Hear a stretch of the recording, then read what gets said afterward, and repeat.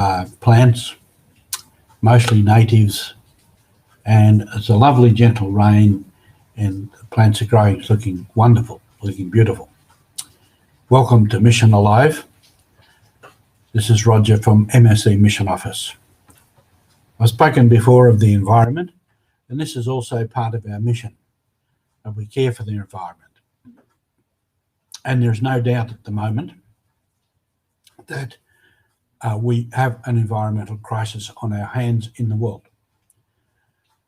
It's spoken about by many, and we have many expert opinions. And in Papua New Guinea, I have seen the effects of sea rise in many places.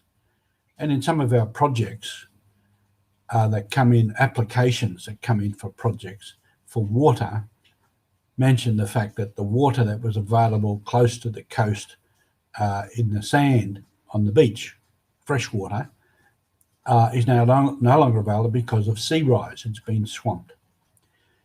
Now, whether it is because of human activity or not, that is another debate which is raging, and I won't enter into that. You would have seen on Saturday a video from the Philippines for the Centre for the Poor, run by Father Richie.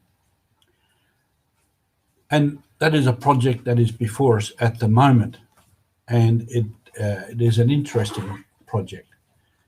And I will quote from some of the parts of it. The heading of it is Environmental Project for the Living Museum of Indigenous Trees and Farming, Sustainability in MSC Centre for the Poor Farm. And he is planning this out in several stages. And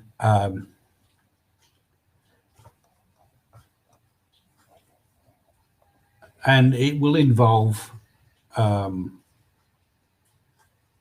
working with 10 farmers to train them and give them formation, which will then they will be able to then hand on their knowledge and skills to others, so that become an ongoing program which will reach out to others. Working with men like that, or people like that, these people are called agents of change. So instead of trying to reach everybody at every level all the time, the way to go is to work with a small group of people who are capable, who have proven leadership, and have some influence in the community that they can change. Recently, and I mentioned this, I had an evening with some people. One man had worked all around the world with water, with the UN and many things. And when we spoke of this and I mentioned the term agents of change, he immediately said, yes, and those are the people you work with, and you have to work to identify them. So this is what they're trying to do there over a period of time in 3 phases.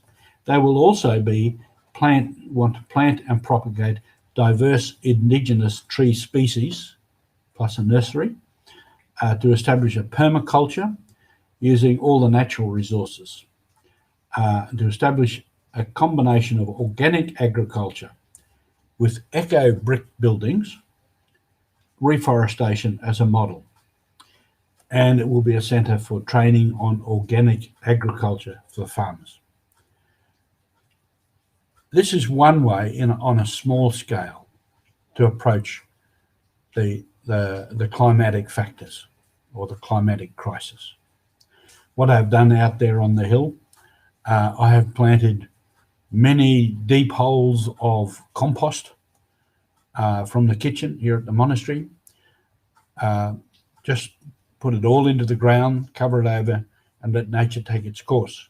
So one, it's returning a lot of carbon to the soil, and it is taking that out of the landfill. Also, I'm using a lot of threaded paper, just on this hill to dig a deep hole in the sand and put all the shredded paper in. So the project in the Philippines is approaching this from a small scale point of view. But we have to think What are we doing for the environment? And this is the thing that we say. We all need to do something. And many councils in Australia are looking at ways of recycling, encouraging us to recycle. I've met a number of people who have their own compost bins in their homes, even in their small flats. They can compost it, put it on their plants. So there are many, many ways we can think of to help the environment. So this environment, the creation that God has given us to care for it, is also part of our mission. So today, we can think of environment, think of that part of our mission. Thank you very much for being with us.